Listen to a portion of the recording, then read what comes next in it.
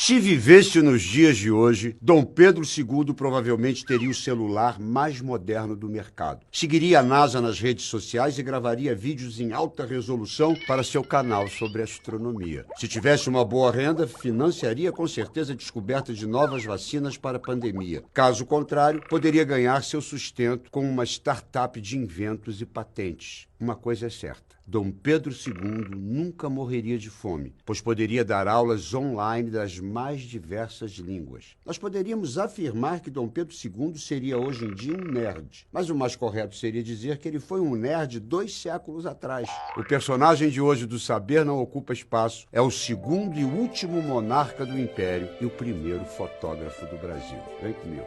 Vitasai apresenta Saber Não Ocupa Espaço. Como todos nós aprendemos na escola, no dia 7 de abril de 1831, pelas mais diversas pressões políticas, militares e familiares, Dom Pedro I decidiu exilar-se em Portugal e abdicou do trono em favor de seu filho, que tinha apenas 5 anos de idade. O pequeno Pedro de Alcântara, João Carlos, Leopoldo, Salvador, Bibiano, Francisco Xavier de Paula, Leocádio, Miguel, Gabriel, Rafael, Gonzaga. Olha o nomezinho. E se você achou o nome de Pedro II muito grande, é porque você não viu a agenda do menino. Ele acordava às 6h30 da manhã, começava a estudar às 7 e ia direto até 10 da noite, quando então ia para a cama para dormir. E nesse período todo só tinha 2 horas para recreação. Claro que com essa carga horária não dava para ter muitos amigos. Em compensação, transformou-se num leitor voraz e interessou-se pelos mais variados ramos do conhecimento, como filosofia, geografia, geologia, medicina, direito, religião, música, teatro, química e poesia.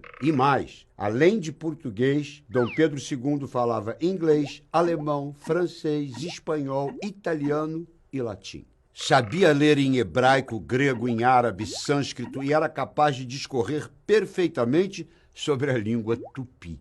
O garoto era ligado em tudo que havia de mais moderno no mundo. Só para vocês terem uma ideia, em agosto de 1839, foi anunciada na França a invenção do daguerreótipo, que foi o precursor da câmera fotográfica. Pois 6 meses depois, em março de 1840, aos 14 anos de idade incompletos, Dom Pedro II comprou o equipamento e tornou-se o primeiro fotógrafo brasileiro, paixão que ele cultivou e incentivou por toda a vida.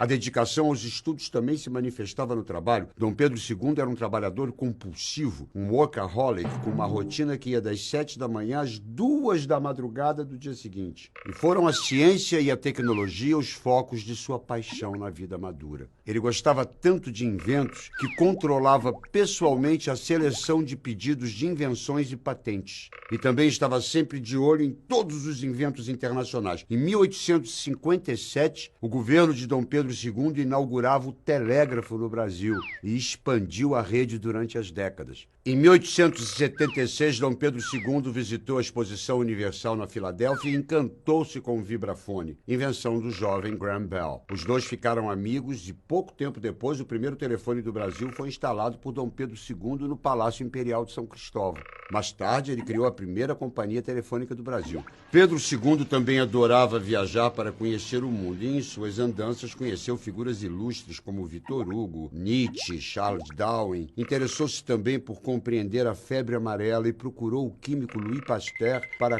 conhecer as causas da doença. Foi assim que ele acabou ajudando na fundação do Instituto Pasteur na França, que hoje em dia é uma referência para todo mundo. A imagem de Dom Pedro II na comunidade científica era excelente. Respeitado no mundo inteiro, o imperador brasileiro se tornou membro de sociedades de pesquisa como a Royal Society da Inglaterra, a Academia de Ciências da Rússia, as Reais Academias de Ciência e Artes da Bélgica, a Sociedade Geográfica Americana e a Academia de Sciences da França. Foi o primeiro astrônomo do Brasil e chegou a descobrir uma estrela em seu observatório particular. Seu aniversário, 2 de dezembro, foi escolhido para ser o Dia Nacional da Astronomia. Dom Pedro II, que reinou o Brasil durante 58 anos, nunca quis ser um monarca. Ele mesmo registrou sua verdadeira vocação num diário com a seguinte frase: "Nasci para consagrar-me às letras e às ciências."